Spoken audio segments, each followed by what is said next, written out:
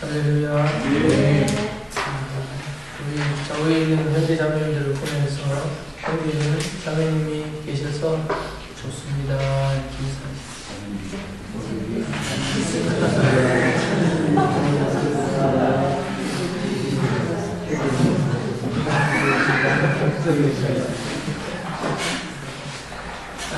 제가 그런 거를 준비하면서 본문 말씀을 처음에 읽는다는 걸 빠뜨렸습니다. 그래서 3페이지 3번에 가시면 본문이 있습니다. 같이 읽겠습니다. 로마서 6장 14절. 죄가 너희를 주장하지 못하니 이는 너희가 법 아래 있지 아니하고 은혜 아래에 있습니다. 죄가 너희를 주장하지 못하니 이는 너희가 법 아래 있지 아니하고 은혜 아래에 있습니다. 그 밑에 있는 영어 성경을 보면 For sin shall not be your master. 왜냐하면 죄는 너희의 주인이 될 수 없기 때문에, 주인이 아니기 때문에, 주인 노릇을 할 수 없기 때문에, 왜냐하면 because you are not under law. 네가 율법 아래에 있지 않아서 죄가 너에게 주인 노릇을 할 수가 없다. 왜냐하면 네가 은혜 아래에 있기 때문이다. 너는 은혜 아래에 있는 사람이지 율법 아래에 있는 사람이 아니기 때문에 제가 너에게 주인 노릇을 할 수가 없는 것이다. 아멘. 아멘. 자, 죄의 문제는 율법 아래에서는 해결이 안 된다는 거죠. 은혜 아래에 와서 우리가 가장 감사한 것은 죄의 문제를 해결하신다고 하는 것입니다. 자, 우리 제목 같이 읽도록 하겠습니다. 죄를 이기고 성령의 열매가 나타나며 천국의 상급을 쌓는 성화 구원의 길. 자, 우리가 예수님을 믿고 나면 영이 거듭나고 구원을 받아서 하나님의 자녀가 되고 이롭게 되죠. 천국의 시민권을 가지게 되고 성령님이 우리 안에 들어와 살게 되고, 이러한 영의 구원과 함께 기본적인 구원이 우리에게 이루어졌습니다. 그러나 그 다음에 그것으로 충분한 것이 아니라 우리는 그때부터 이루어가는 구원이 남아있다는 것을 압니다. 그 이루어가는 구원 속에는 마음의 구원 그리고 몸의 구원이 남아있죠. 그리고 천국에서의 우리의 삶의 질, 삶의 수준을 결정하는 상급 쌓는 일이 함께 남아있습니다. 이것이 성화구원의 길이고 자기를 완성해 나가는 길이라 그렇게 우리가 알고 있습니다. 그렇죠? 이거를 한마디로 말씀을 할 때에 성화라 또는 성화 구원이라고 표현합니다. 성화라는 말은 거룩하게 변화된다. 점점 더 거룩해진다는 말입니다. 거룩에 관해서, 거룩이 뭐냐? 거룩은 하나님께 구별되는 것, 즉 하나님의 가장 기본적 속성을 거룩이라고 합니다. 어떤 사람은 하나님의 속성 중에서, 하나님의 성품 중에서 사랑이 제일이 아니냐? 그렇지 않습니다. 하나님의 제일 성품은 거룩에 두어야 합니다. 그래서 하나님의 모든 것들은 세상의 사랑과 구별되고 그 하나님의 사랑과 아닌 것들과 구별할 수 있는, 분리시킬 수 있는 기준이 거룩함에 있습니다. 세상에도 사랑이 존재합니다. 그러나 세상에는 하나님의 사랑은 존재하지 않습니다. 사랑이라고 다 똑같은 사랑이 아닌 것과 같이 하나님의 사랑을 다른 모든 사랑과 구별지어 주는 것은 거룩함에 있다. 하나님의 사랑 안에는 조금도 죄와 악이 없고 이기적인 중심이 없다는 사실을 우리가 알아야 된다 이 말입니다. 할렐루야. 세상의 사랑에는 이기적인 사랑이나 죄나 욕심이 충분히 들어가 있을 수도 있잖아요. 그래서 하나님의 제1성품은 하나님의 사랑이든지 지혜든지 또는 인내라든지 하나님의 모든 성품을 하나하나 우리가 열거한다고 할 때 그 모든 성품을 그냥 사랑이라, 그냥 지혜라, 그냥 자비라 이렇게 부르지 아니하고 거룩한 사랑, 거룩한 지혜, 거룩한 자비라고 불러야 마땅하다 이 말입니다. 그것은 하나님의 도덕적 완전함, 윤리적인 완전함, 선에 있어서의 완전함을 뜻합니다. 그래서 예를 들면 구약적으로 거룩하다고 말하면 이게 노래방에서도 쓸 수 있는 마이크죠. 예를 들자면 우리 무슨 마이크를 노래방에서도 쓸 수 있겠죠. 그럼 이게 거룩해요? 안 거룩해요? 안 거룩해요. 그런데 예배를 드리기 위해서 쓴다. 그럼 이게 뭐라고 합니까? 거룩해졌다고. 구약적 표현이에요. 신약에서 그럼 이게 거룩해졌냐 그런 말은 아닙니다. 또 그렇지 않다는 말도 아닙니다. 그럼 무슨 말이냐 저도 잘 모르는 얘기입니다. 그래서 우리는 예배당을 성전이라고 부르지는 않습니다. 그죠? 그러나 우리가 있는 이 시간 안에, 이 공간 안에 성령님의 임하심, 그 현존하심이 나타나고 그 예배드리는 시간 안에 일어나는 거룩한 일들에 관해서 우리가 인정을 합니다. 그래서 이 거룩이라고 하는 주제가 예수님을 믿고 영접하게 되면 반드시 의롭게 되지만 의롭게 되는 것으로 끝나는 게 아니라 우리는 그때부터 무엇을 이루어가야 됩니까? 거룩을 이루어가야 됩니다. 의에 있어서는 우리가 다 똑같습니다. 모든 사람들이 완벽하고 완전하고 영원한 의를 가지고 있습니다. 이 의는 한 번도 잃어버리지 않습니다. 변동이 되지 않습니다. 영원한 의입니다. 그러나 거룩하면 우리가 이루어가는 수준이 다 다르다는 사실을 아셔야 됩니다. 그 거룩함의 수준은 어디냐?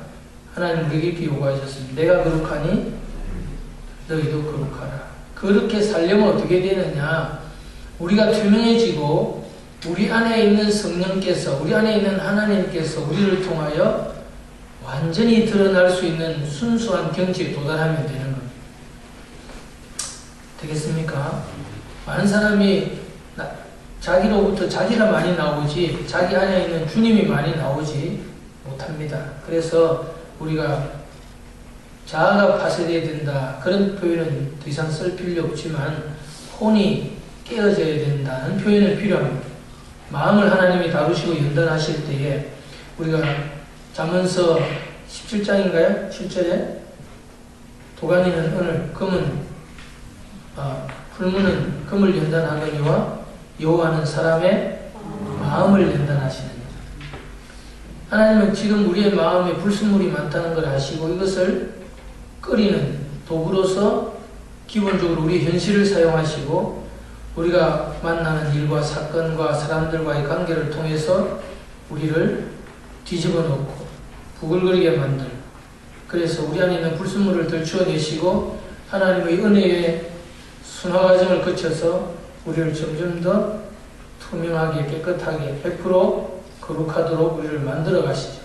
그 중에 제1순위로 우리를 변단하시고 순화시키려는 과정에 사용하시는 사람이 누구란 말입니까? 네?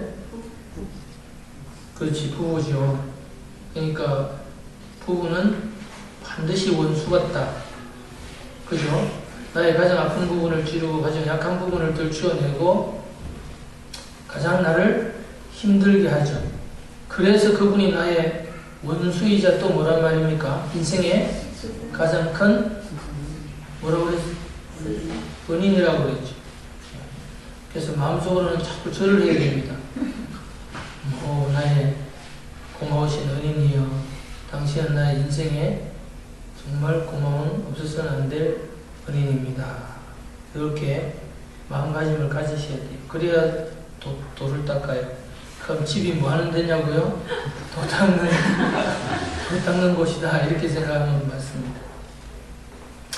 자, 이 성화에 관한 관심을 계속 가지셔서 예수님을 믿고 난 뒤에 지금부터 우리 앞에 남은 길이 있는데 무슨 길을 걸어가야 되느냐? 그 다음부터는 뭐라고요? 성화의 길, 거룩해지는 길을 가야 한다. 거룩함이라는 것은 결국 내 안에 계신 주님이 나를 통하여 그분을 나타내시는 것인데 성품적인 면에서 그렇게 되려고 하면 우리가 영적인 성장을 이루어가야 되겠죠. 그렇기 위해서 몇 가지를 다루어야 되는데 첫째, 우리가 한번 말씀을 보십시다.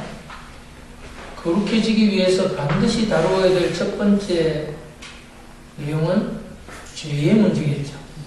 죄가 있고서는 거룩할 수 없으니까 자기가 죄를 발견하는데 무슨 죄를 발견하느냐 하면 예수님 믿고 내가 의롭게 되었다고 말하고 내가 하나님을 사랑하고 주님 뜻대로 살고 싶고 선하게 살고 싶은 것이 나인데 왜 죄를 못 이길까?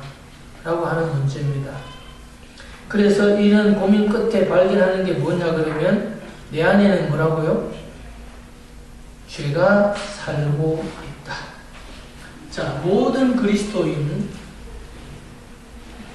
예수님을 믿고 훌륭해 보이든 훌륭해 보이지 않든 믿음이 열심히 있든 열심히 없든 성경을 많이 읽었든 안 읽었든 교회를 열심히 다니든 안 다니든 모든 그리스도인들은 A급, B급, C급을 막론하고 모든 그리스도인 속에는 뭐가 살고 있다는 말입니까?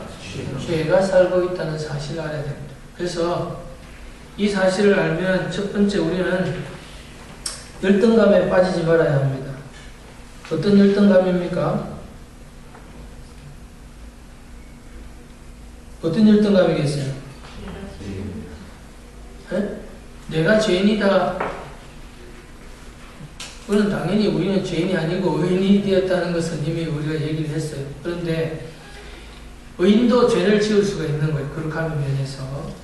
그럴 때 우리는 어떤 일들을 생각하느냐 하면 세상에 나만큼 나쁜 인간은 없을 거야. 그러므로 하나님이 다른 사람은 다 괜찮아 보여서 사랑하지만 나는 어떻게 해요?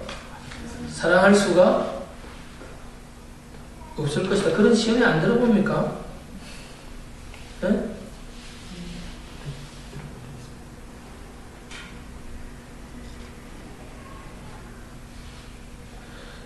이런 시험을 안 당해보세요? 다른 사람은 다 깨끗하고 잘 사는 것 같은데 나만 더럽고 죄가 많아서 하나님이 나는 사랑을 못할 것 같다는 생각이 들어야 된다는 겁니다. 안 된다는 거죠. 그런 열등감에 빠지지 말자. 이 죄의 문제는 모든 그리스도인 앞에 당해 있는 모든 사람의 숙제와 같은 것입니다. 그래서 나만 더하고 누구는 더하고 반대로 볼 수 있겠죠. 나는 저 사람보다 죄가 적어 보이고 나는 저 사람보다 더 깨끗해 보여서 상대적인 비교의식에 빠지지 말라 이 말입니다. 네? 열등감에 빠지지 말라니까 그럼 우울감을 가져도 되냐? 그런 말은 아니에요. 이 모든 것들이 비교의식을 갖지 말자는 거죠. 자, 그러면 이제 중요한 것은 본인이 내가 내 속에 죄가 있구나 라고 하는 사실을 발견하는 것입니다. 이것을 두고 로마서 7장을 우리 여러 번 봤습니다. 이것은 내가 아니요 내 속에 있는 죄다. 이것은 내가 아니요 내 속에 있는 악이다. 이렇게 구비라는 말이 로마서 7장에 나오잖아요. 자기와 분리시킨다는 것이 매우 중요한 것입니다. 우리가 이제 앞으로 한 번 더 다룰 겁니다. 다루는 것 중에서 이 하나님의 은혜 속에서 모든 일들을 능력 있게 해나가기 위해서 반드시 분리시킨다는 것, 분리시킨다는 원리를 이해해야 됩니다. 거룩의 의미는 분리고 성경에서는 이 분리된다, 구별한다, 나눈다라고 하는 것, 쪼갠다라고 하는 이런 개념을 성경에서 많이 쓰죠. 재물을 올려놓으면 재물을 다 쪼개고, 그리고 특별히 나실인의 제도가 있었죠. 사람은 똑같은데 지금부터 내가 하나님 앞에 뭐라고요? 나를 구별하여 드린다라고 하면 그때부터 내가 거룩한 사람이라고 인정을 받는 겁니다. 특별히 그렇게 나실인으로 평생을 하든지 어느 3년을 하든지 10년을 하든지 이렇게 구별지어서 작정으로 드려지는 구별하는 것들, 하나님에게 드린 것들은 거룩해진다. 이렇게 분리시키는 거죠. 하나님 것과 아닌 것, 이것과 아닌 것. 그 중에서 지금 우리가 분리시키는 것 중에 하나님의 진리의 말씀은 놀랍도록 우리를 분리시키는 중에 우리 자체를 분리시키는, 그 중에 어떤 것이 있습니까? 하나님의 말씀은 살아있고 운동력이 있어 좌우에 나을 수는 어떤 분보다 예리하여 우리의 영과 혼과 및 관절과 골수를 찔러 쪼개기까지 하며 마음의 생각과 숨은 생각들을 감찰하여 아신다고 말하는 겁니다. 감찰하여 안다는 말은 수술실에서 빛을 비춰서 360도에서 빛이 오기 때문에 메스의 칼에 조금도 그림자가 없이 아무것도 숨긴 것이 없이 모든 것을 그 속의 내용과 동기까지 살펴볼 수 있는 것을 두고 감찰한다 이렇게 말합니다. 완전히 속을 깨뚫어서 모르는 것이 없도록 전후 사정을 오해가 없이 완전히 알아내는 것을 감찰하십니다. 자, 그래서 하나님은 우리를 쪼개죠. 분리시키죠. 아, 이거는 이거야, 저거는 저거야 하고 우리가 우리 속을 하나님의 말씀의 기준을 가지고 쪼개어보는 겁니다. 그 중에서 우리가 잘 쪼개다 보니까 우리는 사람들을 크게 나누어서 넷으로 분리를 했죠. 첫째 뭡니까? 자, 두 번째 뭐죠? 영, 또 혼, 마음, 또 몸, 그랬습니다. 이 자아가 우리의 뭡니까? 주체이자 본체고, 영혼 몸은 우리의 뭐라고요? 지체라고 했습니다. 내 지체 속에. 그렇다고 영 안에 죄가 있다는 말은 아닙니다. 죄를 다루는 성화의 부분에 있어서는 영은 이미 끝난 상태에서 말을 하고 있기 때문에 내 지체 속에 있는 내 죄가 나를 죄의 법 아래로 끌고 온다 이렇게 말을 할 때 그 죄가 어디에 살고 있느냐 이렇게 물으면 영 안에 살고 있는 것은 아니고 마음과 몸에 살고 있다 이렇게 볼 수 있는 것입니다. 몸도 습득되어 있어 그 맛을 아는 것이고 죄는 그러한 지식과 그러한 감정과 그러한 욕망과 그러한 죄의 본성들을 욕망들을 우리 안에 가지고 있는 것이 마음이다 이 말이죠. 그래서 우리가 그것들을 분리시키는 겁니다. 이건 내가 아니다, 내가 아니다. 그러면 거룩함의 진보가 나타나려면 어떻게 해야 되느냐라고 하는 것은 내 속에 있는 죄를 발견할 뿐만 아니라 두 번째는 뭡니까? 그 죄와 자기를 분리시키는 겁니다. 자, 제가 길을 가고 있는데 동네 강아지가 와서 제 다리를 물었습니다. 아플까요? 안 아플까요? 아프겠죠. 그 개가 제 다리를 물고 놀지를 않습니다. 그럼 어떻게 해야 됩니까? 개를 때리고 개를 쫓아야 되겠습니까? 제 다리를 잘라버려야 되겠습니까? 나에게 지금 고통을 주는 것은 개잖아요. 그죠? 죄를 다루어야 되지 나를 책망하고 아유 나 같은 것이 어떻게 이렇게 더러운 인간이 라고 하는 것이 아니다 이 말입니다. 이후에는. 그래서 우리가 은혜로 아이들을 대할 때도 은혜 교육 안에서는 아이를 어떻게 보느냐, 너는 참 사랑하고 나를 좋아하고 내가 너를 귀하게 여기고 너도 나를 좋아하는 나의 아들이고 딸이지만은 너는 거짓말을 종종 하고 있다. 그거는 너한테 어울리지 않는 나쁜 행동이기 때문에 나는 네가 그것을 하지 않았으면 좋겠다. 이렇게 생각하는 거하고 한 번 거짓말을 하고 나면 두 번째는 어떻게 한다고요? 너는 무슨 인간이라고요? 거짓말쟁이야 라고 그 사람 자체를 다루기 시작한다는 말이죠. 이거 두 개를 구분을 못하는 거죠. 그래서 우리가 죄를 다루는 것은 죄책감이라고 말을 하지만은 그 사람 자체를 열등하고 못났고 더럽고 추하고 악하고 형편없고 쓰레기 같은 존재라고 그 사람 존재 자체를 다루면 이것을 무엇을 두느냐 하면 수치심이라고 이렇게 말을 하는 겁니다. 이해되겠습니까? 수치심이 어디서 오느냐면 율법 아래에서 사람을 정죄하고 죄와 이 사람을 분리하지 않고 그 사람을 다루었기 때문에 아 나는 더러운 인간이다. 나는 나쁜 인간이다. 나는 쓰레기 같은 존재다. 나는 아무 희망이 없는 인간이다. 라고 자기를 완전히 정죄해버리는 거예요. 정죄한다는 것은 그러한 소망 없는 존재라고 낙인을 찍어버리는 것과 같은 것입니다. 이해되겠습니까? 그러면 죄를 다루고 거룩하게 나아가기 위해서는 내 속에도 뭐가 살고 있다고요? 죄라는 것이 살고 있다. 그래서 불교를 믿는 사람들이 쓰는 말의 표현을 하면 네 속에는 똥보다 더 더러운 욕심이란, 즉 죄의 정욕이라는 것이 들어있다. 사람은 똥은 더럽다고 말을 하지만 자기 속에 있는 죄를 더럽게 여기지를 못합니다. 이것이 양심의 빛을 밝히고 양심을 제일 먼저 하나님께서 영을 새롭게 하시면서 우리 양심을 씻어주셔서 눈을 똑바로 뜨고 바라볼 수 있도록 새롭게 해주시는 근본적인 이유다 그 말이죠. 하나님을 믿고 하나님을 사랑하고 하나님을 순종하여 따라갈 수 있도록 하기 위해서, 하나님을 섬기기 위하여 제일 먼저 무엇을 우리에게 다루었단 말입니까? 양심이라는 거죠. 지난 주간에 나눠드린 양심원고가 한 31페이지가 되었죠. 그 읽어보셨어요? 안 읽어보신 분들은 이런 생각을 하셔야 돼요. 아, 그거 내가 언젠가 읽겠지, 휴일이 되면 읽겠지, 나중에 읽겠지. 그러면요, 절대 읽을 수가 없어요. 왜요?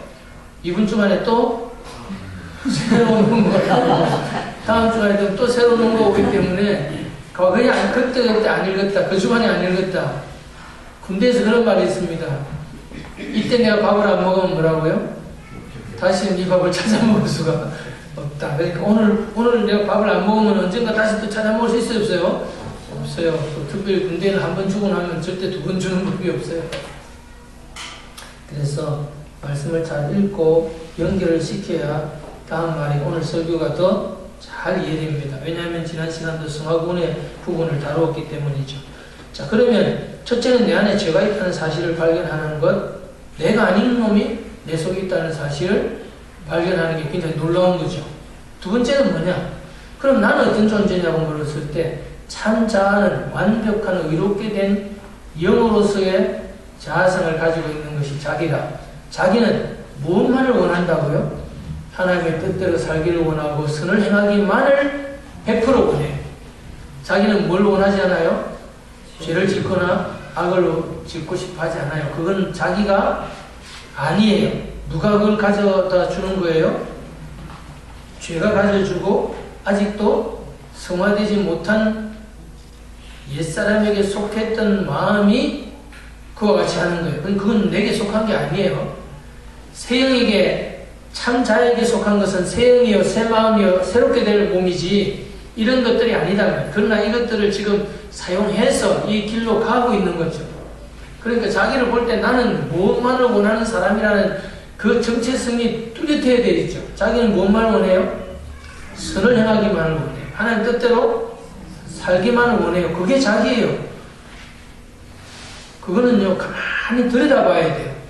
쪼개고 쪼개서 살펴서 안을 들여다보면은 자기라는 것은 그렇지, 나도 하나님 뜻대로 살고 싶어. 무슨 말인지 이해되겠습니까? 늦게 오나 빨리 오나 어쨌든 간에 주일 되면은 예배 시간에 오는 자체는 뭐가 있단 말이에요. 자기 속에 가야 된다, 가고 싶다, 그렇게 살고 싶다는 뭐가 있어요. 자기 속에도 선을 지향하는 소원이 있는 거예요. 선한 소원이 있는 거예요. 그건 자기 게 아니에요. 누구 마음이라는 거예요? 하나님이 우리에게 주시는 마음입니다. 하나님이 우리에게 주시는 마음. 그러면 문제는 지금 어떤 문제를 가지고 로마서 7장에서 고민하고 있냐면, 지금 내가 이렇게 너무 비참하다. 왜 비참하냐? 자, 뭐 내가 100% 하나님 뜻대로 살고 싶어 하고, 그래, 하나님을 사랑하고, 그래, 믿음대로 살고 싶어 한다고 그게 뭐 중요하냐? 실제 내 현실을 봐라. 나는 백전백패하고 있다. 죄를 못 이기고 살고 있다. 그 죄의 법 아래 죄가 시키는 대로 죄의 지배를 받으면서 나는 살고 있다. 그 나는 어떻게 하면 좋겠느냐?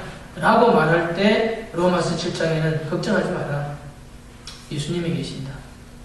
자, 이 예수님이 또다시 우리를 영을 구원하고 죄인된 상태에서 의인으로 우리를 구원할 때도 예수님이 우리의 구원자가 되어 주셨지만은 이 예수님의 구원 안에는 또한 성화 구원도 역시 뭐라고요? 포함되어 있다는 거예요. 그 사실을 알라는 겁니다. 그러면서 로마서 8장을 넘어갈 때 그러면 내와 죄와 사망의 법이, 즉 죄가 나를 지배해서 하나님의 관계에 장애를 가져다 준다. 즉 사망을 가져온다. 하나님의 관계를, 교제를 끊어놓는다. 방해한다. 이러한 지배력, 이러한 영향력, 이러한 세력, 이러한 실세로부터 내가 어떻게 벗어날 수 있느냐? 걱정하지 마라. 예수님이 생명의 성령의 법을 네 속에 심어놨다. 네 속에 또 다른 네가 아닌 네가 존재한다. 자, 제3의 인격체가 존재한다 그랬죠. 그것이 무엇입니까? 성령 하나님이죠.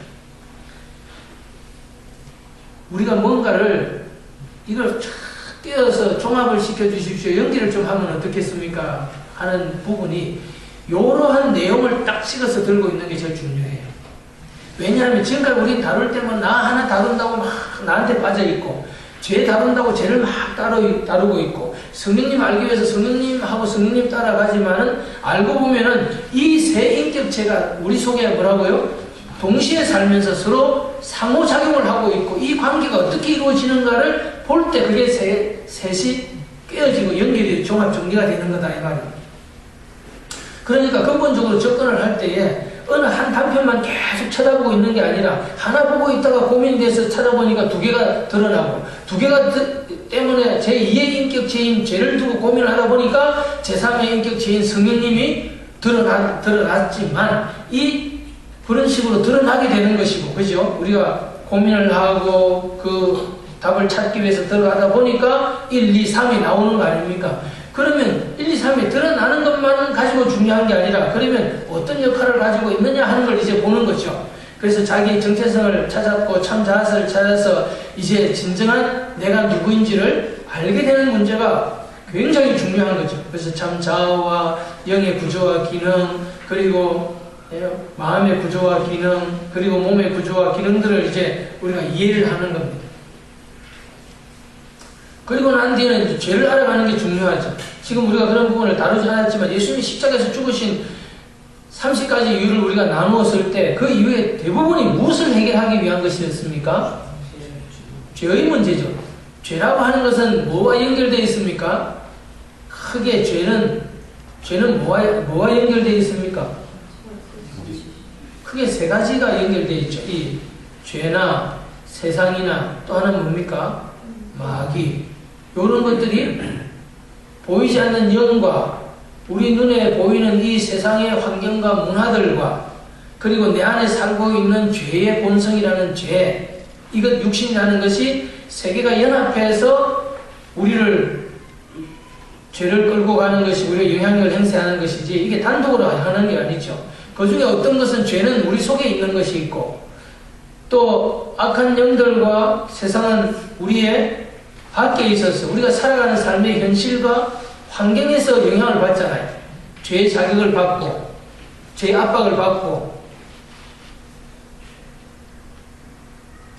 이와 같이 근본적으로 자기를 알아가는 것, 죄를 알아가는 것, 죄를 알아가는 것이 얼마나 중요한 문제냐 하면, 우리가 씨 뿌리는 비유에서 마음밭에 씨를 아무리 갖다 뿌리고 아무리 많은 은혜를 받아도 이 죄의 문제를 해결하지 못하면 아무 소용이 없다는 결론을 우리가 내렸잖아요.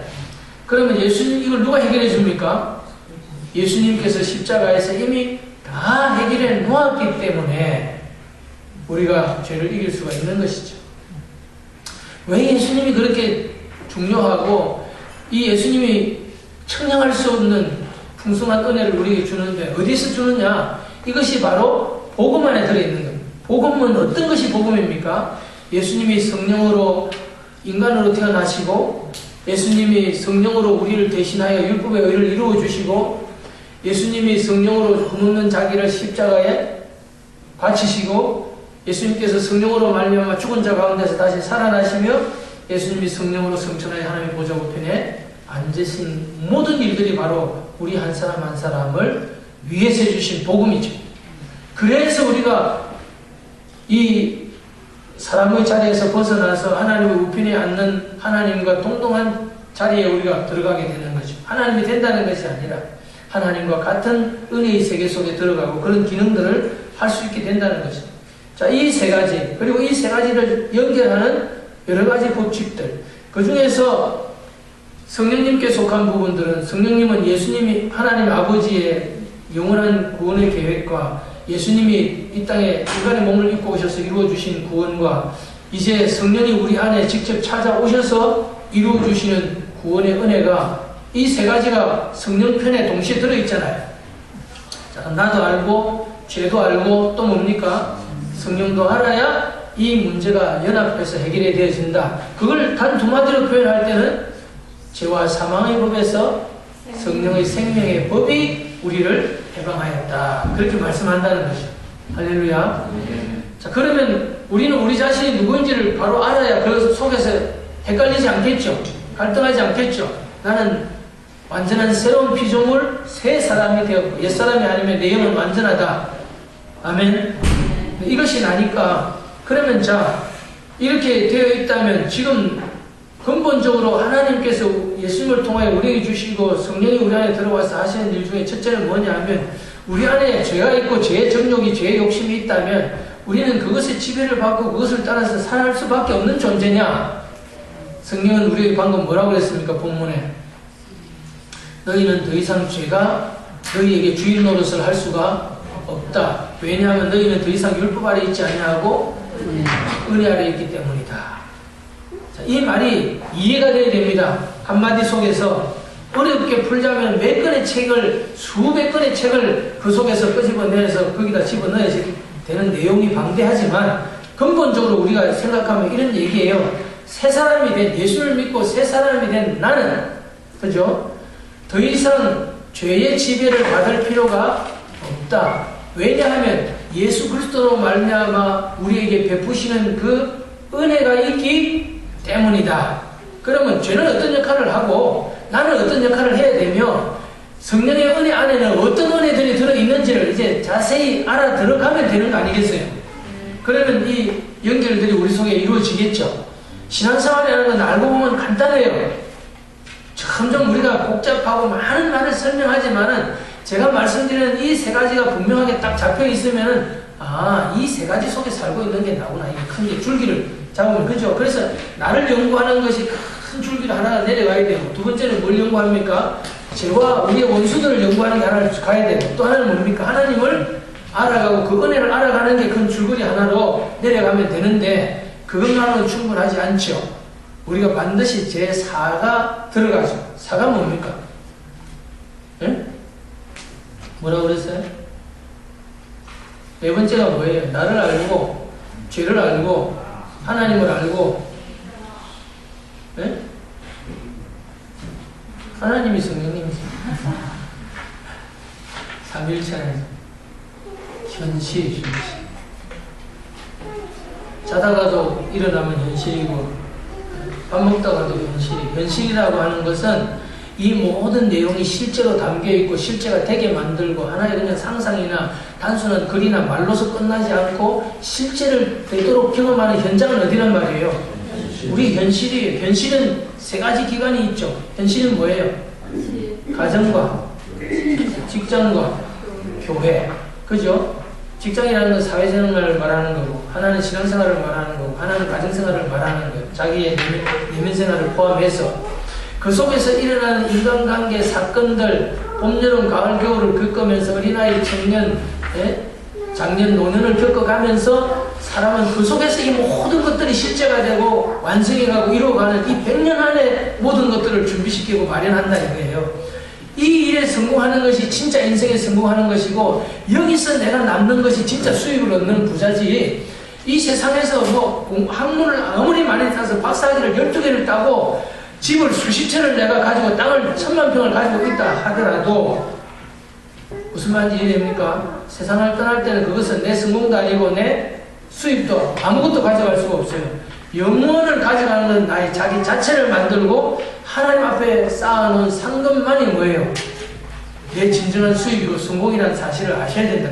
이걸 놓치지 않고 살아가면은 요셉처럼 감옥에 가도 형통하고 종으로 팔려가도 형통하고 하나님과 동행하는 삶을 사니까 이 100년이라는 껍데기는 지나가 버리면 우리는 저 세상을 넘어갈 때 천국에 넘어갈 때 남자도 더 이상 남자가 아니고 여자도 더 이상 여자도 없고 남자도 없고 여자도 없고 여보 당신도 없고 시집가고 장가가는 것도 없는 세상을 가서 영원히 세상을 들어가게 된다. 할렐루야. 이 죄의 문제는 심각해서 제가 그 말씀 드렸죠.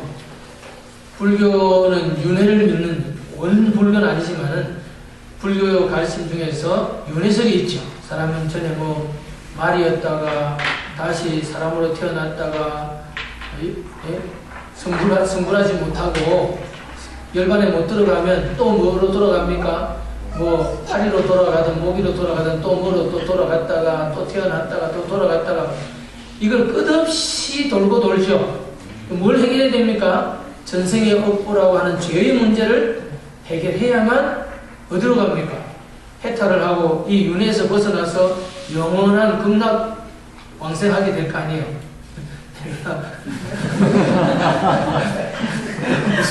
무슨 설교를 지금 하고 있는지 잘 모르겠다. 그죠? 이 스님들이 알면 제가 완전히 그냥 돌팔이가 지금 뭘 지금 하고 있는가 이렇게 생각합니다. 그래서 그분들이 무슨 얘기를 하냐면 전생에 죄가 없는 사람은, 업보가 없는 사람은 이 세상에 태어나지를 않는다 이렇게 말을 하죠. 그 사람들도 이 세상에 태어났을 때는 뭘 해결하는 걸 인생의 숙제로 삼고 있습니까? 죄의 문제를 숙제로 삼아야 된다 이 말이죠. 거기서 해결하고 거기서 해탈하는 것이 진정한 성공이다 그 말입니다. 그것은 변함이 없어요. 그것은 인간의 근본 문제이기 때문에 하나님과의 관계가 깨어져서 지금 살고 있는 사람이라고 하는 존재라면 누구나 예외가 없는 인간의 근본 문제가 죄이기 때문에 그 문제는 해결할 수 없는 것, 벗어날 수가 없는 겁니다. 그런데 그들은 그것을 단순히 윤리, 도덕적이나 또는 어떤 업보로 다루지만은 우리는 죄라는 것은 하나님과 우리 사이를 갈라놓는 하나님에 대한 죄를 죄라고 보는 겁니다. 그죠? 하나님을 다시 찾는 것만이 우리에게는 모든 소망이지요. 왜냐하면 사람을 있게 만들었고 사람의 모든 것을 공급하고 있기 때문입니다. 자, 그러므로 우리는 이 세상에 사는 동안은 죄 문제에서는 벗어날 수는 없습니다. 그러나 지금 우리가 말하는 것은 우리는 죄의 지배를 받고 죄가 주인 노릇하도록 버려둘 필요는 없다. 우리는 왜 뭘 받았으니까요? 은혜를 받았고 은혜 속에 살고 있기 때문에 된다는 겁니다. 자, 그래서 우리는 그리스도 밖에 있다가 그리스도 안으로 들어왔고 우리는 은혜 밖에 살다가 은혜 안으로 들어왔고 율법 속에 있다가 율법을 벗어나서 은혜로 옮겨가는 이 놀라운 체험이 있어야 되는 겁니다. 은혜가 무엇인지를 아는 것, 이게 정말 신앙생활 하다가 제가 수십 년 신앙생활 했지만 제가 발견한 것 중에서 콜럼버스가 신대륙을 발견하거나 존 뉴턴이 무슨 완전력의 법칙을 발견했다 이런 것하고 비교도 안 되도록 놀라운 발견이었어요. 그래서 저는 남은 생에는 이 은혜의 복음을 증거하는 일에는 나의 생명을 조금도 아깝게 여기지 않겠다고 하는 사도 바울의 고백이 무슨 말인지 알겠어요.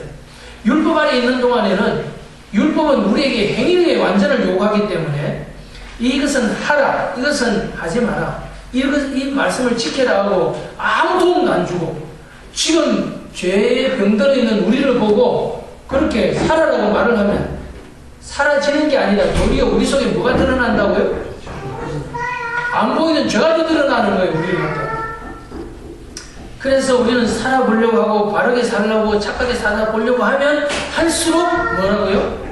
안 된다는 것을 알게 되고 우리 안에 있는 죄를 깨닫고 나는 죄인이고 나는 절망적이라고 하는 사실을 깨달아서 예수님 앞에 구원을 찾아 나오게 만들려고 율법을 주는 거죠.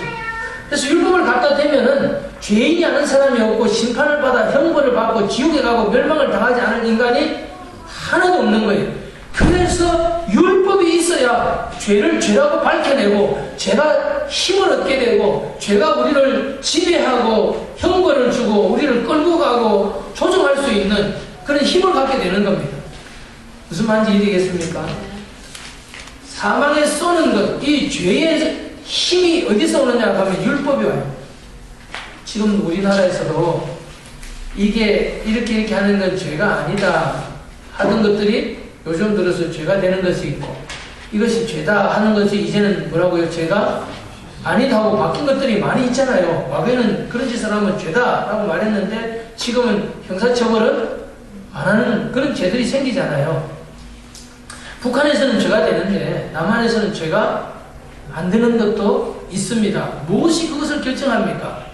법이 결정하잖아요. 법이.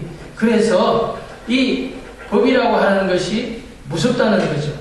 율법이 많은 그 속에서는 우리는 절대로 완전한 인간이 아니고 완벽하게 살 수 없었기 때문에 죄인에서 벗어날 수가 없으며 심판과 형벌을 벗어날 수 없었던 존재이지만 이제 우리가 율법에서 벗어난 거죠. 어디로 갔다고요? 은혜로 간 겁니다. 이제 우리의 행위를 보고 우리의 행위를 따라서 축복을 하거나 저주를 하거나 사랑을 베푸거나 하지 않는다 이 말이죠. 이제는.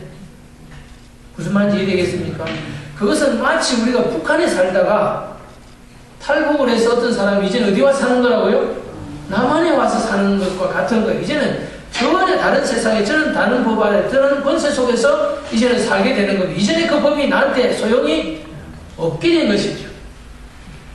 이와 같이 내가 정말 율법 속에 살면서 율법 아래서 내 행위를 보면서 잘해보려고 하고 열심을 하고 이 기존에서 사람들을 판단하는 자리에서 이제 벗어나서 은혜 속에 와서 더 하고 내 행위와 상관없이 무조건적으로 나를 사랑하시는 하나님의 사랑을 경험하게 되는 것입니다.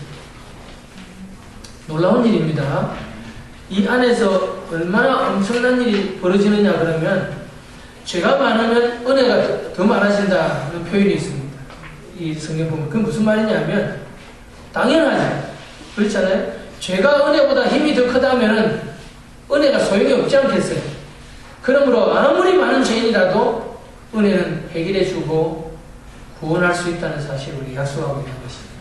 자, 그럼 우리가 은혜 안에만 섰다면 죄가 아무리 크고 아무리 힘이 있고 아무리 심각한 죄에 빠졌다 하더라도 우리는 회복할 길이 있으며 새롭게 될 가능성이 언제나 열려있다는 사실을 우리가 믿어야 되는 겁니다. 할렐루야. 율법 아래 있는 사람들은 하나님 앞에 뭐만 가지고 나가야 됩니까? 좋은 것만 가지고 나가야 돼요. 나쁜 것을 갖고 나가면 바로 뭐가 떨어집니까? 형벌이 떨어지게 되죠. 그런데 은혜 아래 있으면요, 하나님 앞에 좋은 것만 드리면 그 사람 안 됩니다. 은혜 아래 들어왔으면 이제는 우리의 좋은 것도 드리지만 우리의 뭐도 드린다고요? 나쁘고 추한 죄까지도 드려야 되는 거예요. 하나님은 그걸 혐오스럽지 않고 어디서는 죄를 갖고 오냐, 왜 이런 더러운 것을 나한테 가져오냐, 그렇게 말씀하지 아니하시고 그러한 것들을 내어놓기를 원하고 계세요. 그걸 씻어주시고 해결해주시고 그것을 이길 수 있도록 하기 때문에 우리는 죄의 문제를 가지고 하나님 앞에 두려워하거나 숨기거나 가리지 아니하고 주저없이 나가서 어떻게 해야 돼요? 하나님 앞에 담대히 죄도 내놓아야 됩니다. 아주 어린아이들은 응가를 하고 나서도 응가했다고 엄마 아빠를 찾아와야 하나요? 왜 그래요? 이 응가를 해고 나면 이 응가를 누가 해결해 줘야 되는 거예요? 엄마 아빠가 해결해 줄 거라고 찾아오는 거잖아요. 이해되세요? 그럼 뭐 엄마 아빠는 율법으로 대합니까? 은혜로 대합니까? 네? 똥도 하나 못 가린다. 똥을 싸고 어디서 감히 나에게 가까이 와. 같은 것은 내게 가까이 올 자격이 없어. 그렇게 합니까? 아니면 그래도 똥도 이쁘게 보이죠. 그래서 이 고3 수험생들 둔 엄마는 그저 아이가 화장실 가서 응가를 하고 나도 절대로 물을 못 내리게 하죠. 왜 그래요? 엄마가 먼저 그걸 검사를 하는 거예요. 왜? 우리 아들이 지금 건강하냐, 건강하느냐. 아들이 이쁘면 뭐도 이뻐요? 응가도 이뻐 보이는 거예요. 무슨 말인지 이해되겠습니까? 은혜와 율법의 차이를 이해한다는 것은요, 천국과 지옥을 이해하는 것입니다. 우리가 지금 앉아서 양심의 가책을 갖고 양심의 가책 때문에 20날, 30날을 보낼 필요가 없습니다. 지금 그분 앞에 나가서 그분의 의를 힘입고 살아야 되죠. 그런데 이것이 잘 안 되는 이유가 두 가지가 있습니다. 하나는 뭐냐? 죄보다 은혜가 더 큰 것은 사실이지만은 내가 죄를 사랑해서 죄를 버리지 않으려고 하면, 내가 고집을 피우면 하나님은 절대로 어떻게 한다고요? 인위적으로 강제적으로 그걸 해결해 주지 않으세요.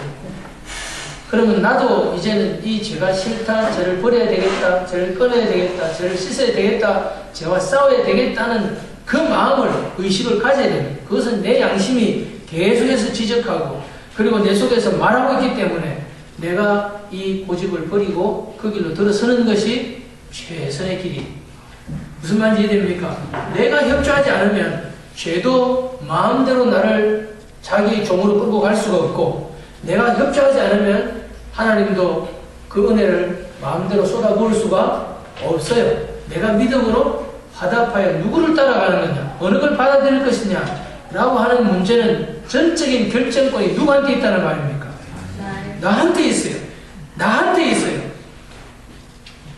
이건 내가 하는 거예요. 그죠? 하나님은 절대로 내 주권과 인격을 존중하지 그걸 말살하고 내 마음대로 해버리지를 않습니다. 그 사실을 알아서 참 자아가 자기 주체성을 길러서 어떤 생각을 하느냐, 무엇을 하느냐 전부 이것을 누가 결정해야 된다고요? 자기가 결정해. 내가 책임이에요. 화를 내느냐 안 내느냐 그것은 누가 나를 화나게 하는 거 아닙니다. 하나님도 나를 화내게 못하고 마귀도 나를 화내게 못해요. 누구만이 화를 낼 수 있어요? 내가 결정하는 거예요. 내가 화를 내기로 결정하기 때문에 화를 내는 거지 누군가가 나를 화나게 하는 게 아닙니다. 무슨 말인지 이해됩니까? 누가 와서 내 몸을 마음대로 한다. 내 몸에서 신장을 하나 꺼내간다. 가져가시오. 어차피 2개 있는데 뭐 하나밖에 안 남았는데 그것도 내놔라. 그럼 왜 가져가시오. 그냥 죽을게. 이런 사람 누가 있겠어요? 안 돼! 하고 내 몸을 만지지 마! 이렇게 얘기를 할 거 아니에요. 그죠? 근데 누가 와서 내 마음을 만지면서 화내라! 야! 그러면 화를 막 내고 내 마음을, 내 감정을 다른 사람이 마음대로 주장하도록 내버려 놓으면 되겠습니까? 그건 무책임한 거죠. 내 감정은 누가 지켜야 된다고요? 내가 지켜야 되는 거예요. 내 보장은 누가요? 내가 지킨다. 이게 탕투 예비군이잖아요. 살고 죽는 건 거기에 달려있지 누구도 대신하지 않습니다. 생명과 사망은 네가 뭐라고요? 선택해라. 자, 네 앞에 행복과 불행이 있다. 네 앞에 지금 축복과 저주가 있다. 네 앞에 생명과 사망이 있다. 신명기 28장인가요? 나오잖아요. 26장인가요? 너는 생명을 선택하라. 말을 하잖아요. 자, 선택하는 거예요. 선택하는 거예요. 그래서 이 자아를 이해하고 자기 구조를 이해하고 참 자아를 찾는다는 말은 이와 같이 자기의 주체성을 가지고 자기의 생각에 책임을 가지는 겁니다. 왜 이 얘기를 하느냐 하면 이 원고에 보면 나오지만은 죄도 전부가 어디서 시작됩니까? 생각에서 시작되는 것입니다. 생각에서. 보세요. 자, 시간이 없으니까 조금 더 가서 보겠습니다. 5페이지 6번을 보겠습니다.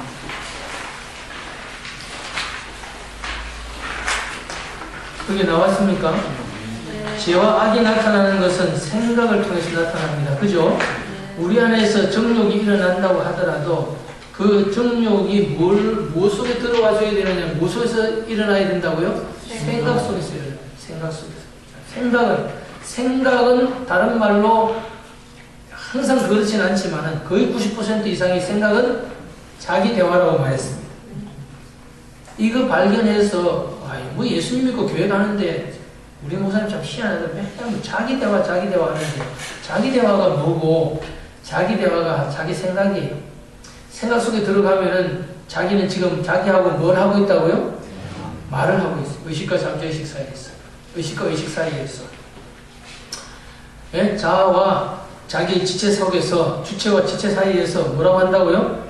대화를 나누고 있어요. 이 인간이. 한 번 다니고 두 번 다니고 어떻게 이럴 수가 있어? 오늘은 더 이상 참을 수 없어. 그냥 내버리면 되겠어? 안 되지. 어떻게 하겠어? 오늘은 끝장을 내야지. 지금 이거 전부 다 자기 생각이 어디서 생각하고 있어요? 자기 안에서 하고 있어요. 자기 안에서 하고 있는데 뭘 하고 있어요? 말을 하고 있어요. 그래서 사무엘상 27장에 다윗이 그 이스라엘을 떠나서 블레셋에 망명할 때 마음에 생각하기를 하는 것 같다가 영어로 뭐라고 됐죠? David said in his heart. 지가 마음속에서 지가 말을 하기를. 그렇게 돼 있는 거예요. 이게. 생각은 지금 자기한테 말을 하고 있는데 그런 생각을 바꾸기 위해서는 뭘 해야 된다고요? 생각을 바꾸는 건 두 가지죠. 생각의 내용, 생각의 정보가 되는 것을 바꿔야 된다. 자, 늘 말씀드리는 게 하얀 고양이를 생각하지 마세요. 율법이 말을 하잖아요. 율법은 하얀 고양이 본 적 있습니까? 네. 아주 하얀, 아무것도 없는 하얀 고양이. 그 하얀 고양이는 생각을 하지 마세요. 라고 율법이 말을 해요. 그럼 우리는 하얀 고양이를 생각 안 하죠?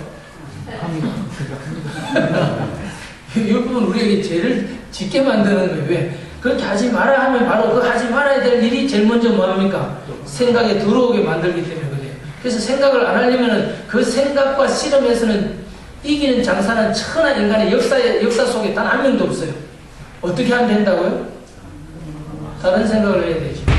흰 고양이를 생각 안 하려면 검은 고양이 네로를 생각해요. 아주 아무것도 없는 눈은 노랗고 털은 전부가 까만 고양이를 생각하는 거예요. 되겠습니까? 그래서 제가 뭐라고 그랬습니까? 근데 어떤 분이 질문했다 그랬죠. 목사님, 그런데 하얀 고양이와 검은 고양이가 같이 보여요. 이렇게 말하는 사람이 곤란하다 이렇게 얘기드렸습니다. 자, 집중, 그죠? 집중하는 거. 그 일을 누가 한다고요? 자아가 한다. 내가 한다. 내가 생각을 따라서 감정이 오는 거 아닙니까? 그죠? 그럼 이 생각에 의해서 정보도 지식도 받아야 되지만 이것이 옳으냐 틀리냐를 분별하는 빛도 받아야 되죠. 그건 어디서 받습니까? 성령의 감동, 하나님의 말씀의 기준을 가지고 있는 양심의 빛을 통해 우리가 받는 거예요. 그래서 이 자아가 그것을 판단하는 거죠. 자, 그러면 우리가 하나, 둘, 셋, 넷 자기를 알아갈 때 지금 우리가 배운 것들을 연결하면은 순수가 잡혀지잖아요. 지금 이해되고 있는 거죠.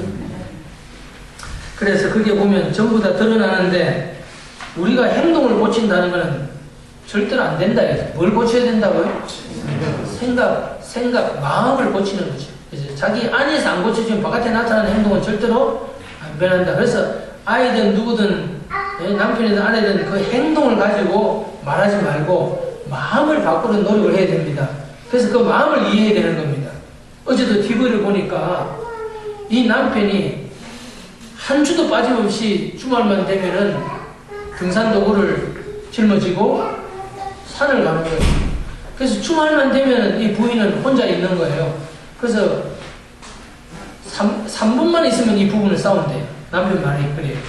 그래서 결국은 이제 상담을 받으러 정신과 의사를 찾아갔어요. 두 분이 가서 얘기를 했어요. 그래서 왜 그러느냐 이제 이유를 따졌더니 남편이 IMF 때 전 재산을 날리는 거예요. 뭘 해도 자기는 이제 소망이 없는 완전히 실패자로 낙인이 찍힌 거예요. 근데 그 어려운 산을 올라가서 산 꼭대기 딱 올라가가지고 밑을 내려다보면 뭘 느낀다고요? 그 열등감이 극복이 되는 거예요. 근데 이 부인은 지금까지 그 많은 시간 동안, 수십 년이 흐르는 동안에 남편이 왜 그렇게 산에 미쳐 돌아가는지 이유를 몰랐는 거예요. 야단만 치고, 싸우기만 하고, 그렇게 살았는데 가만히 보면 이 사람이 정말 그렇게 비참한 마음을 안고 산에 가서 혼자 위로를 받고 산에 가야 그래도 자기가 살맛이 나니까 그 길 다녔구나 하고 부인이 그때 눈물을 흘려요. 그리고 이 부인이 어떻게 되느냐, 산을 같이 가는 거예요. 산을 같이 갔는데 이 부인이 올라가기 너무 어려운 데를 간 게 아니고 걸어가기 좋은 길을 가서 이 데크가 딱 마련되어 있는데 넓은 바다에 석양이 지고 아침에 해가 뜨는, 이 사람은 텐트도 안 쳐요. 그냥 산에다가 그냥 침낭 하나 하고 속에 들어가고 딱 내고 얼굴만 내놓고 아침에 이제 그냥 그렇게 잤다가 아침 딱 일어나는 거. 일어나면 바로 앉기만 하면 해 뜨는 게 다 보인다는 거예요. 근데 이 부인이 그 남편의 안내를 받아서 데크에 가서 해가 탁 지는데 그 지는 걸 보면서 눈물을 흘리는 거예요. 너무 아름답다는 거예요. 이렇게 아름다운 걸 어디 가서 볼 수 있었냐는 거예요. 비로소 남편이 뭘 보고 있는지 그 아름다운 세상이 이 부인 마음에 열리기 시작하는 거예요. 근데 이 남편이 진짜 멋있더라고요. 요새 이상한 게 있대요. 동그란 이 스피커가 있는 거예요. 주머니 넣어 다니는 스피커. 그걸 탁 놔놓고, 뭐지? 핸드폰, 휴대폰, 그거 뭐 노래를 딱 연결하니까 이게 같이 연결돼가지고요. 갑자기 거기서 음악이 촥 흘러나오는데 이거 눈물 안 흘리면서 이상한 거예요. 그래가지고 거기서 석양을 보면서 자고 아침에는 딱 일어나 앉으면 뭐예요? 해가 뜨고. 행동이 변화되는 문제를 가지고 시비를 해서는 그건 율법이에요. 은혜만이 우리를 변화시킨다. 은혜는 뭡니까? 우리의 내면을 어떻게 변화시킬 것인가 라고 하는 문제입니다. 자, 이 5페이지를 보시게 되면 죄와 악이 나타나는 것은 뭐를 통해서 나타난다고요? 생각을 통해서 나타난다. 그 밑에 마가복음 7장 20절 23절을 보십시다. 또 이르시되 사람에게서 나오는 그것이 사람을 더럽게 합니다. 속에서 곧 사람의 마음에서 나오는 것은 첫째 뭡니까? 악한 생각입니다. 자, 이 악한 생각 하나의 종합 선물이, 종합 선물은 아니고 이걸 뭐라 해야 되죠? 하여튼 모든 작탕이 다 들어있어요. 거기에 나오는 것들이 뭐로부터 악한 생각에서 시작되는데, 생각 속에 엄나는 생각, 도둑질할 생각, 죽이고 싶은 생각, 가늠하고 싶은 생각, 탐욕하고 싶은 생각, 악독한 생각, 속이고 싶은 생각, 응당하는 생각, 질투하는 생각, 비방하는 생각, 교만하는 생각, 우매한 생각이니 이 모든 악한 생각들이 다 속에서 나와서 사람을 더럽게 한다. 자, 제가 튀어나오고 악한 것이 더러운 것이 다 나오기 위해서는 반드시 뭘 거치지 않으면 안 됩니까? 생각이다. 그럼 그 생각은 위의 것을 생각하고 땅의 것을 생각하지 말라고 말할 때 그것은 하나님이 바꿔줍니까? 마귀가 집어넣습니까? 요한복음 13장에 보면 마귀가 가룟유다의 마음에 예수를 팔려는 생각을 넣었다고 말할 때 생각 속에 내용을 집어넣었다는 말이에요. 예수님을 팔려는 소원, 의도를 집어넣었다. 뭐 속에? 가룟유다의 생각하는 기능 속에. 자, 그러면 그것이 집어넣으려고 그럴 때 내가 안 받아들이는데 집어넣겠어요? 내가 받아들이니까 집어넣겠어요?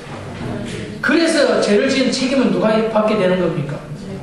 죄를 지은 당사자 자기가 책임을 받는 거예요. 왜 하나님 나한테 책임을 묻는지 이해되시겠어요? 내가 잘못한 거지. 이해됩니까? 화를 내는 건 내가 지금 내 책임이지 누구에도 책임이 있는 게 아니라 하나님 나한테 책임을 지금 묻는 거예요. 그래서 성숙해진다는 것은 그것을 이해하고 이 자아가 책임을 아이는 책임을 짓지 않아요. 어른은 성숙해지면 이제 자기 책임을 받아들이는 거예요. 그래서 내 감정, 내 일에 대해서 내가 책임을 지니까 지금부터 뭘 책임을 져야 되겠어요? 생각을 책임져야 되겠어요. 생각을 책임지려고 하면은 두 번째는 이 생각을 안 하려면은 저 생각을 해야만 이 생각을 안 한다. 두 번째는 뭡니까? 자기 속에서 하고 있는 대화를 무슨 대화를 하고 있는 걸 보아야 되는 거예요. 그래서 자기 집에 아이가 둘이라고 쳐요. 자, 나는 어른이 되어서 밖에서 나섰다. 가만히 자기 밖에 나가서 봅니다. 그랬더니 우리 집 애 둘이서 이제 형님하고 동생이 막 싸우는 거야. 네가 잘했다, 내가 잘했다 막 싸우고 있는 거예요. 무슨 말을 하고 있나 하고 자기 속에 있는 대화, 자기 대화. 내가 어린아이 있을 때는 어린아이 같이 생각하고 어린아이 같이 말하고 어린아이 같이 행하였다가 장성한 자가 되어서는 어린아이의 일을 버렸다. 자, 우리의 가정이 참된 행복과 내 마음에 참된 평안을 찾으려고 하면 어린아이의 일을 버려야 돼요. 야, 우리 더 이상 유치하게 이렇게 살지 말자. 우리 어린아이 같이 더 이상 이렇게 살지 말자. 라고 하는 마음의 각오가 생겨야 되는 거예요. 좀 어른스럽게 살 수 있잖아요. 그죠?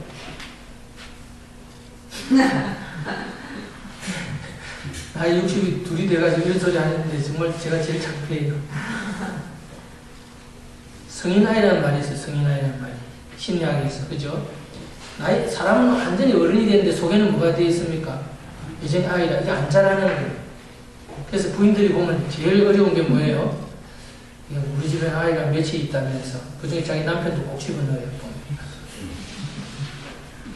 그런 데 있어요? 없어요? 그거는 정상이에요? 비정상이에요? 그렇죠. 이제 많이 늘어요. 정상이면서 비정상이고 비정상이면서 정상이에요. 이게 이해가 돼야 돼요. 그때부터 사람이란 이런 거다. 누구나 다 그렇다. 예외가 없다. 여러분 대선 후보들 나와서 싸우는 거 보세요. 그 완전히 아이들 초등학생들 막 싸우는 거 가잖아요. 욕하고 막 예? 참 철없는 사람들끼리 참 고상하지 못하는 싸움을 하고 있는 거죠. 토론을 이해되죠. 뭐 갑자기 성인 혼자가 나타나서 뭐 신선이 나타나는 것도 아니잖아요. 이해되죠. 사람은 다 그렇다. 그러면서 그 중에서도 우리가 예? 최선을 뭘 선택할 거냐 그런 식으로 우리가 선택하고 살아가는 거 아니겠습니까? 마찬가지입니다. 그래서 그 밑에 있는 걸 보면 로마서 8장 5절에 육신을 따르는 자는 육신의 일을, 영을 따르는 자는 뭐라고요? 영의 일을 생각한다. 모든 육신의 생각들이, 육신에 속한 일들이, 육신은 죄를 생산해내는 공장과 같은데 이것이 다 어디서 출발하느냐? 뭐라고요? 생각이에요. 생각을 바꾸는 문제. 생각을 바꾸는 건 두 가지 방법. 하나는 뭐라고요? 정보를 바꾼다. 두 번째는 뭡니까? 자기 대화를 바꾼다. 자기 대화를 바꾸기 위해서는 가장 먼저 내가 속에서 하루 종일 무슨 말을 하고 있는지를 봐야 돼요. 계속 말하고 있어요. 그런데 자기를 괴롭히는 말, 기분 나빠지는 말, 화가 계속 나고 자기가 자기 화를 1단계 나면은 속이 안 차요. 그래서 무슨 생각을 더 해갖고 2단계로 확 더 자기가 또 올려요. 지금 화를 누가 올리고 있어요? 자기가 올려요. 물론 올려요? 생각을 올려요. 생각은 뭐예요? 자기 속에서 자기하고 지금 말을 하는 거예요. 그러면서 더 과격하게, 더 끝장내고, 그래서 칼을 하나를 던질 게 아니라 집안에 있는 모든 칼을 다 찾아가지고 던져야 되는 거예요. 그게 보여야 됩니다. 그래서 얘들아 그렇게 싸우지 마라. 그리고 그 자기 대화하는 수준을 뭐라고요? 높여주는 겁니다. 그 훈련을 연단받는다. 그러면 그냥 혼자서 뭐 산속에 들어가서 연습할 거예요? 그것이 실제 상황이 벌어지죠. 그게 어디란 말이에요? 자기 현실이, 자기만의 현실이. 남은 몰라요. 그리고 남도 대신가 해주지 않아요. 완전 자기만의. 그래서 돈이 많든지 없든지 뭐 노숙자로 살든 우리나라 최고 재벌로 살든지 간에 자기 속에 자기만의 현실은 비교할 수가 없어요. 남 탓할 것도 없고 남 비교할 것도 없고 내가 편안해지고 내가 행복하게 살고 우리가 사이좋게 사는 길을 발견하면 그게 도사가 되는 뚝 닦는 거. 그게 구원받는 길입니다. 그렇잖아요. 자, 더 이상 우리가 소모적이고 어리석은 삶을 뭐하러 살겠느냐. 자, 끝까지 이제 우리 나가면 나머지 부분들은 좀 더 자세히 읽어보시기 좋겠어요. 이걸 굉장히 농축해서 상당한 분량을 줄여서 만들어 놓은 말이기 때문에 천천히 좀 묵상을 하면서 한번 읽어보세요. 그래서 큰 줄거리들을 우리가 몇 개를 우리의 마음속에 딱 잡아야 됩니다. 그래서 그 중에서 제가 30가지 예수님이 십자가에 못 박혀 죽으신 30가지 이유를 말씀드렸잖아요. 그렇지만 그 중에서 우리가 확실하게 붙들어야 될 4가지만 또 중심에 잡아두면 됩니다. 신앙생활 하다 보면 목사님이 맨날 이런 얘기를 한다 이런 생각이 들 거예요. 뭐 4가지. 도대체 뭔 얘기냐 저게. 그게 이제 종합 정리를 해서 쭉 연결시켜주는 겁니다. 그거를 연결이 딱 돼서 무슨 말 한다. 그게 내가 연결이 돼서 내 마음에 새겨지면은 나머지 것들은 전부 살이기 때문에 뼈대가 있어야 되는 거예요. 그죠? 뼈대를 잡아당겨 모르게 쭉 따라오듯이 나머지가 다 달려온다고 보면 됩니다.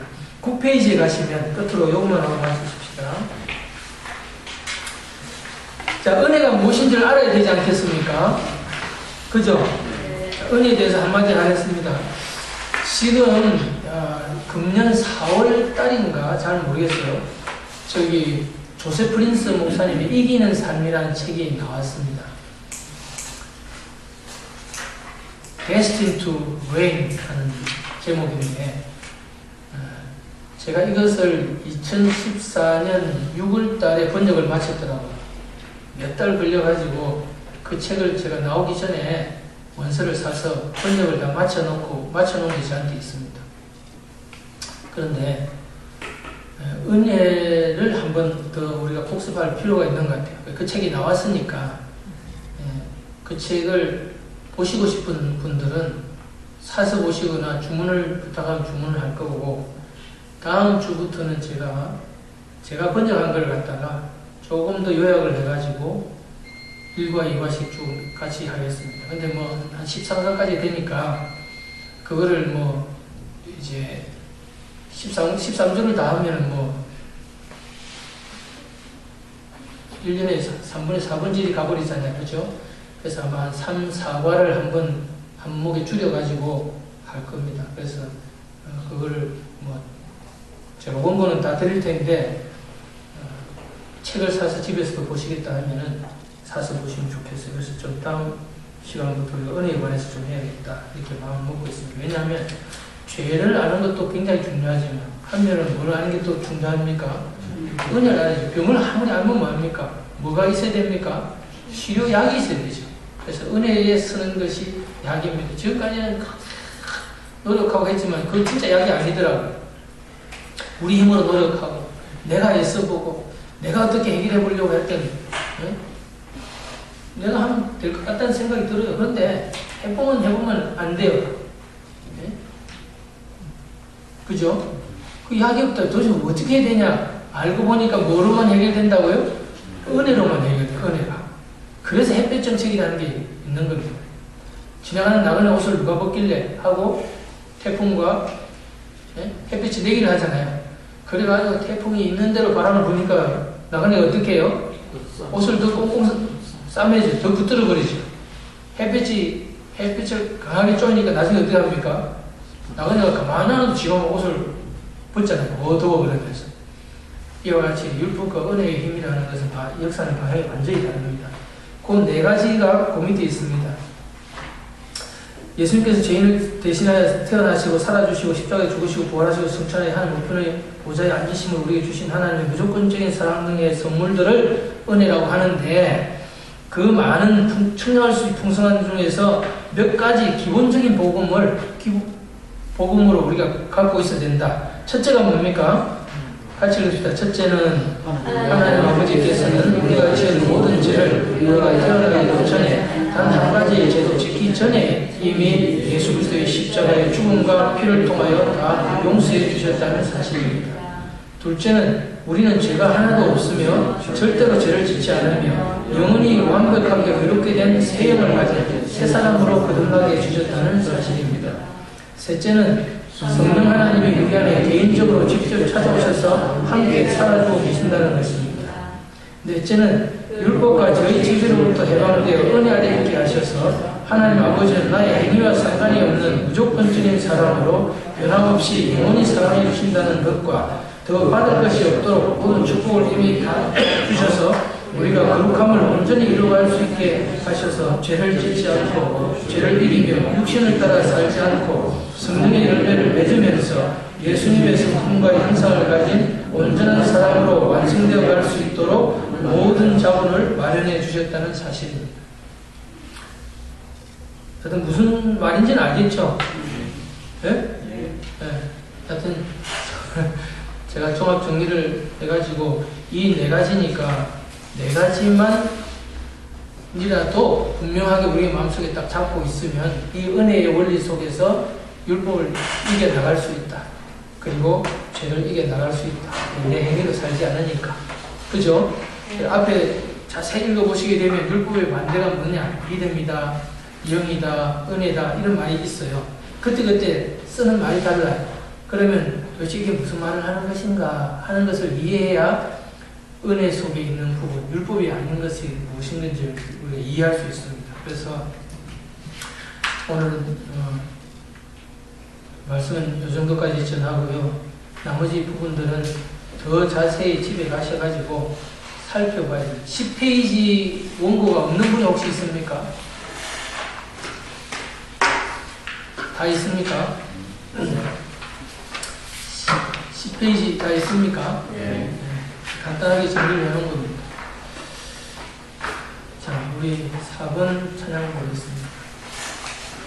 저는 예수님 믿고 그 수많은 찬양들을 은혜를 받았지만 이 4번 찬양이 제가 부르려고 해서 하는 게 아니라 시도 때도 없이 가장 많이, 가장 자주 제 속에서 저절로 울리는 찬양이 이 찬송입니다. 주의 마음에 모시는 찬양의 준비하십니다.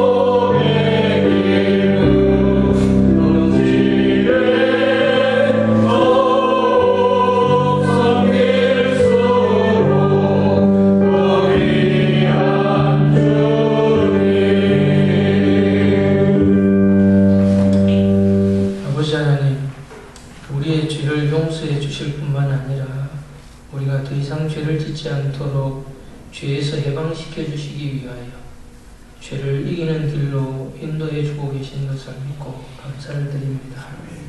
우리 안에 이 같은 승리의 기쁨, 죄로부터 자유한 양심의 참 자유를 누리는 날이 살아생전에 올 수 있도록 도와주시길 원하고 기도합니다. 오늘도 주님 앞에 진정한 감사의 마음을 가지고 믿음으로 11조와 감사의 예물을 드렸습니다. 하나님 기쁘게 받아주시고 이 몸된 교회와 교회 사명을 감당하기에 부족함이 없도록 사용하여 주시며 우리들 각자의 삶과 사업과 삶, 인생 항상 모든 일에 모든 것이 넉넉하여 모든 착한 일을 넘치게 할 수 있도록 축복해 주시옵소서. 이제는 우리 주 예수 그리스도의 은혜와 하나님 아버지의 사랑하심과 성령님의 내주도통 인도하심이 우리 무리 위에 영원토록 함께 계실